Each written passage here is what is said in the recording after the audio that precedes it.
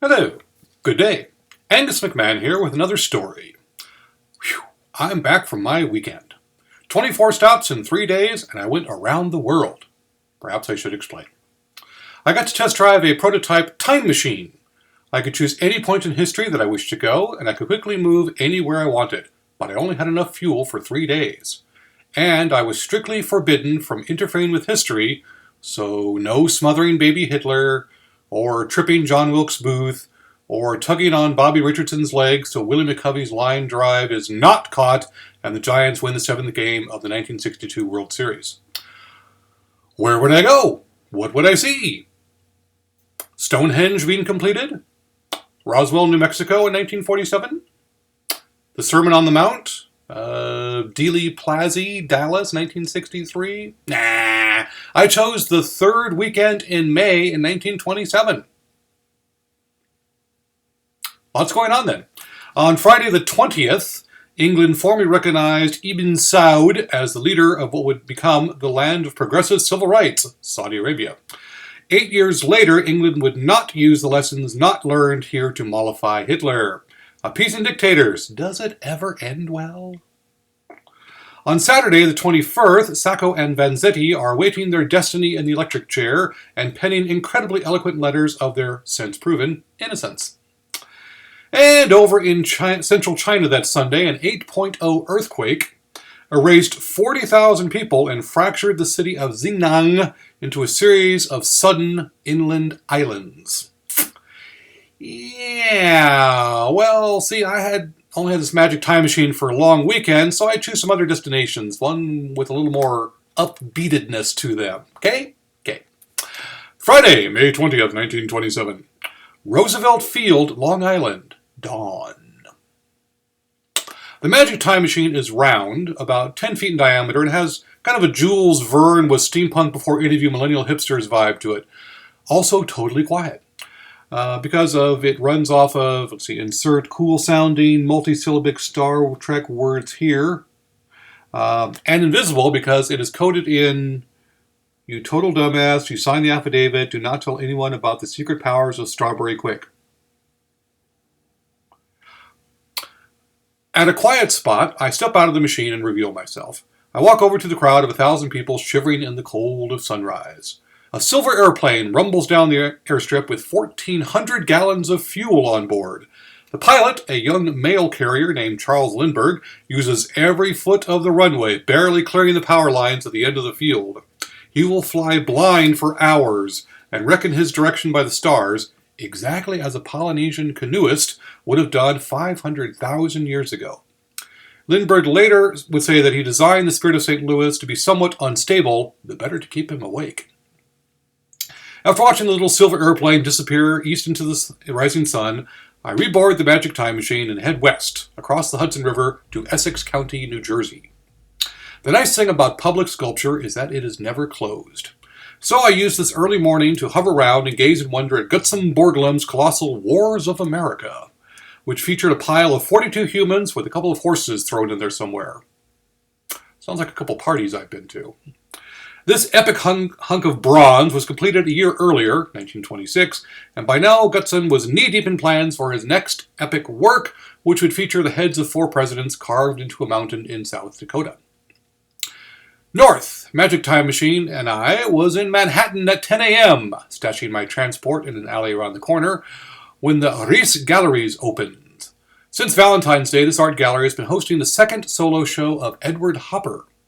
Automat is a work completed just in time for this event, and as always, I'm intrigued as well as transported by Hopper's work, which is as enigmatic as it is gorgeous.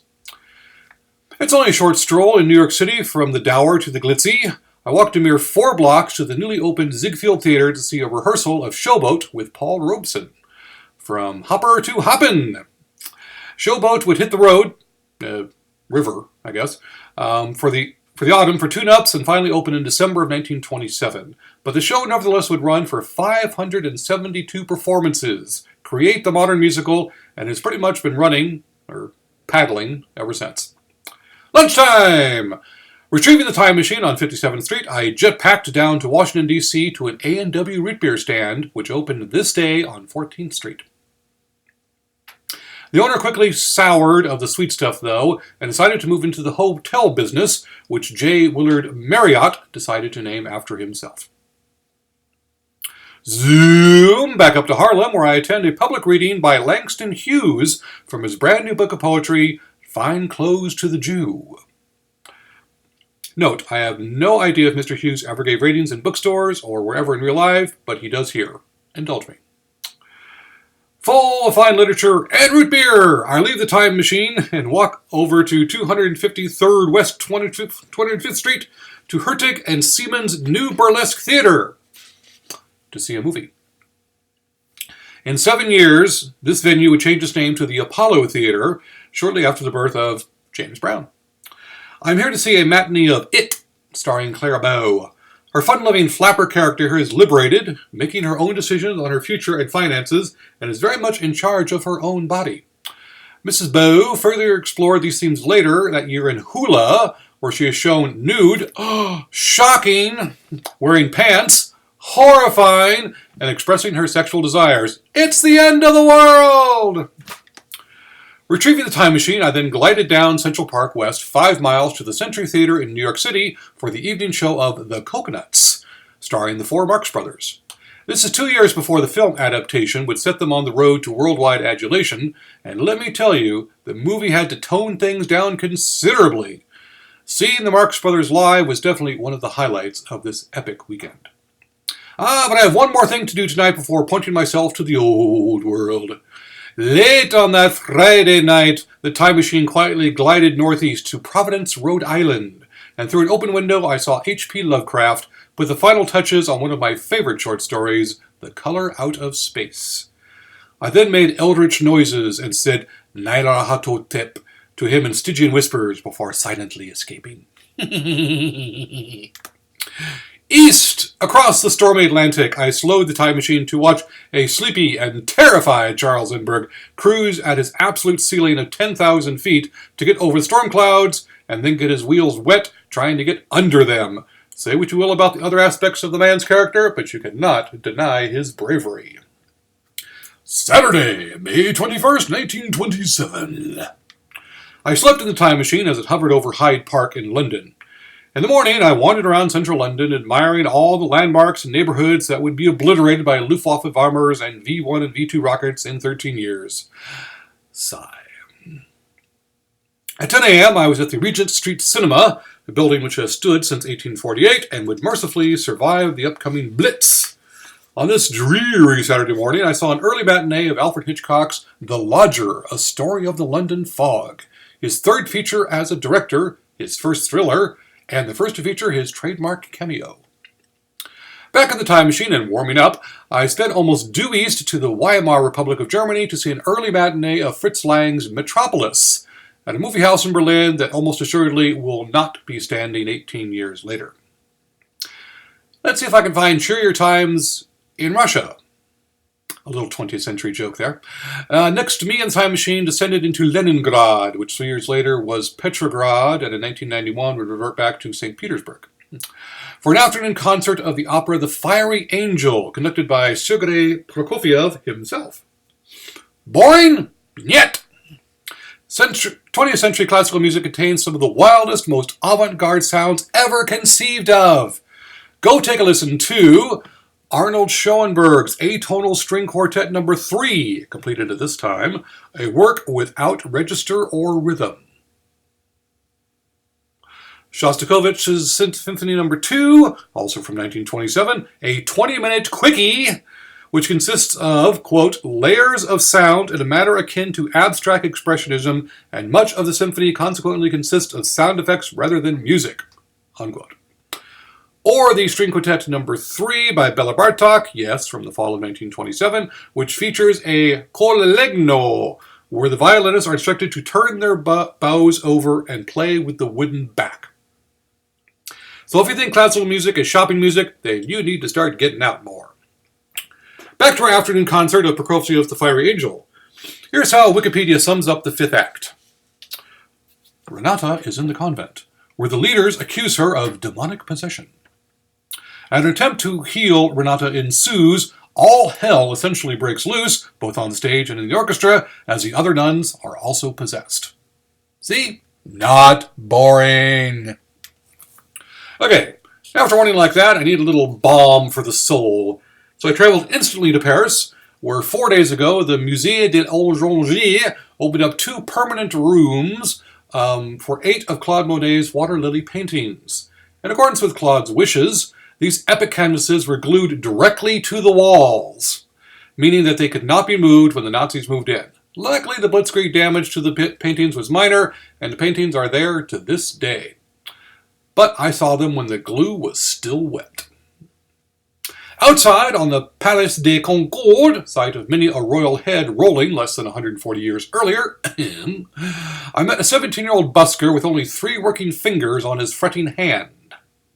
Django Reinhardt would overcome this handicap to forge a new style of guitar soloing, one inspired by hearing the new 78 RPM records of Louis Armstrong's Hot 7. And what shall I do on a Saturday evening in Paris in 1927? I voted for seeing the final rehearsal for Igor Stravinsky's opera oratorio Oedipus Rex, with a libretto by Jean Cocteau. This would premiere a week later on May 30th at the Theatre Sarah Bernhardt, a building which survived the war in much better shape than Prokofiev's concert hall in Leningrad. And from the building where the great Sarah Bernhardt gender-bended the hell out of the fine arts, it was only 9 miles north to Le Blé Bourget Airport, where an extremely weary Charles Lindbergh, after 33 hours of flying, landed at 10:22 p.m. in front of a crowd of 150,000 who would carry him around on their shoulders for half an hour. And I escaped the worst traffic jam in the history of Paris. Invisible Time Machine for the win! Sunday, May 22nd, 1927. I pointed the sphere east and slept my way across the world, only waking slightly as the central China earthquake shook and shimmied far beneath me. Dawn found me sitting on a bench on the estate of Lilly Hitchcock Quait, watching the sunrise over the Golden Gate, which is 6 years removed from getting its bridge. Lilly, a trouser-wearing, cigar-smoking, poker-playing, fire-truck-chasing socialite, would bequeath her estate and fortune 2 years later to beautify her beloved city. Lilly was apparently used to strange men appearing in her garden. Always the consummate hostess, she asked me if I needed anything, and after declining her offer of a cigar, I said I would like to listen to a radio, which she had brought to our bench. The radio was playing the hits of the day. Backwater Blues by Bessie Smith, In a Mist by Bix Beiderbecke, Black and Tan Fantasy by a very young Duke Ellington, Strike Up the Band by the Gershwin Brothers, and Jerome Kern and Oscar Hammerstein's Old Man River. I sang along with Paul Robeson, and then told Lilly all about my adventures in the time machine. She laughed uproariously, then listened intently to a siren in the distance, and then asked how her bequest would be filled. I told her about the tower that would be built on this spot, bear her name, and be dedicated to the firefighters of her city. She nodded solemnly and then shook my hand gratefully. She had a hell of a grip for an 84-year-old. From Lilly's boisterous company, it was only a 4-block walk to 202 Green Street, where I hovered outside a window and quietly watched Philo Farnsworth perfect the first transmission of true electronic television. As always, I'm entranced by the moment that distills everything that came before and influences everything that came afterwards. There were several of these this weekend, but this quiet, earnest farm boy from Beaver, Utah, patiently working his way to his breakthrough, would be the most transformative to the world. Next, I headed down the coast. Zooming past thousands of Model Ts on the brand new Highway 101, I headed straight for Winkler Pictures in Hollywood, where Walt Disney and Ub Iwerks have created Oswald the Lucky Rabbit, whose cartoons would prove to be enormously popular. Around this time, Walt attempted to negotiate a larger fee from his boss, Charles Mintz, and was instead handed a reduction in payments, along with a reminder that Oswald and everything else that Walt created is the property of Mr. Mintz, Winkler Pictures, Universal Studios, and so on. So Walt and Ube stormed off in a huff, determined to create their own animation studio built around a new character, a mouse, who looked an awful lot like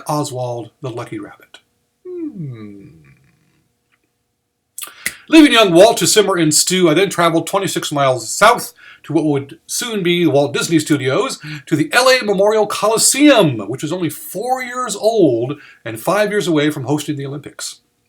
On this fine Sunday morning, I watched Buster Keaton filming College, one of his most deeply silly features.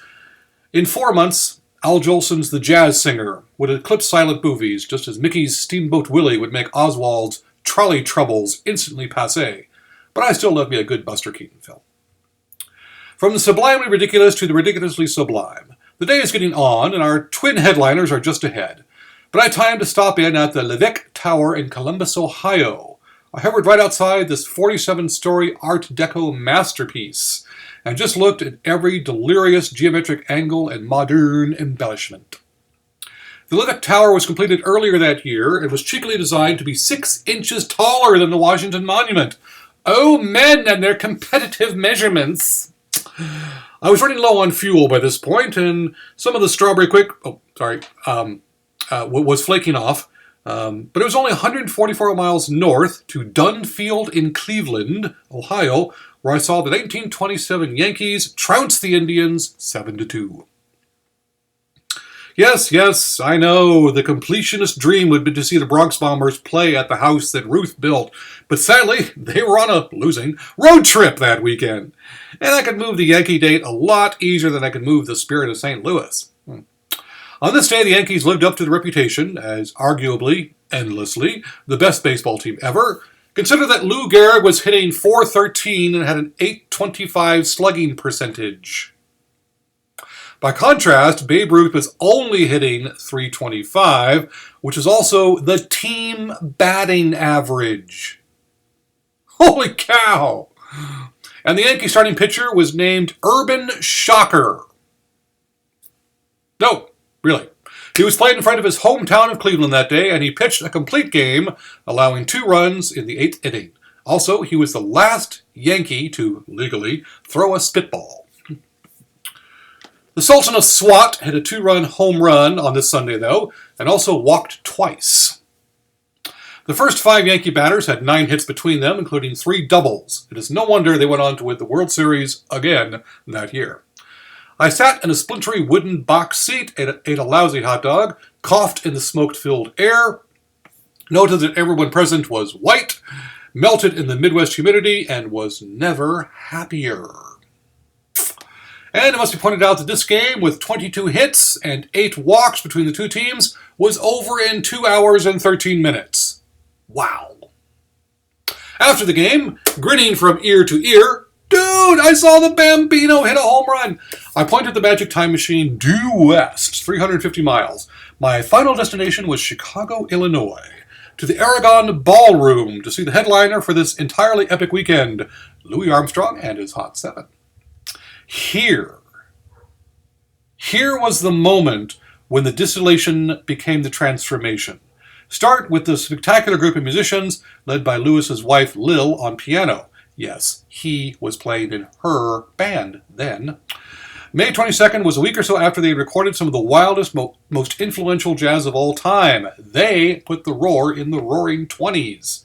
Satchmo's cornet solo on 12th Street Rag is still studied, and his extended time-stop solo on Potato Head Blues is still breathtaking 90 years later.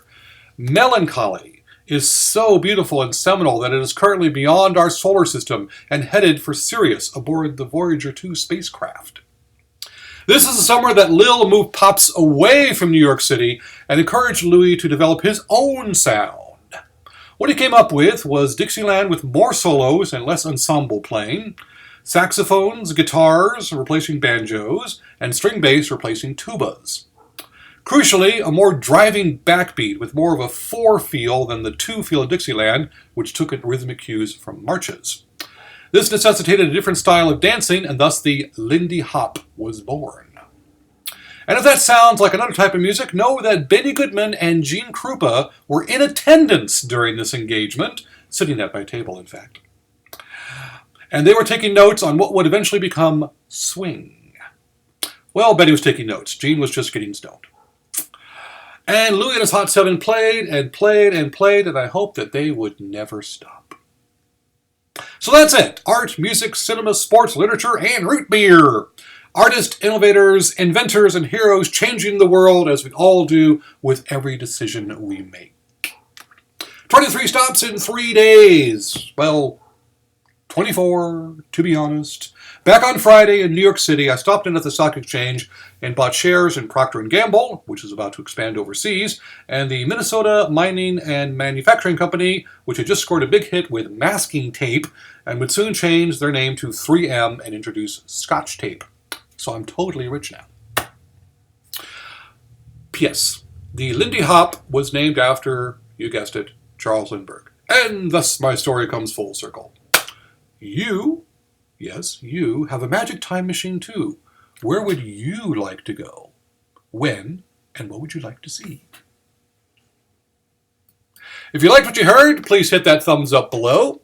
And don't forget to subscribe. And please click the bell icon so you'll know when I post the next story. If you'd like to support creative people like me for as little as $1 a month, I certainly wouldn't mind. Go to patreon.com and go exploring. A good first place to start is here. Until next time.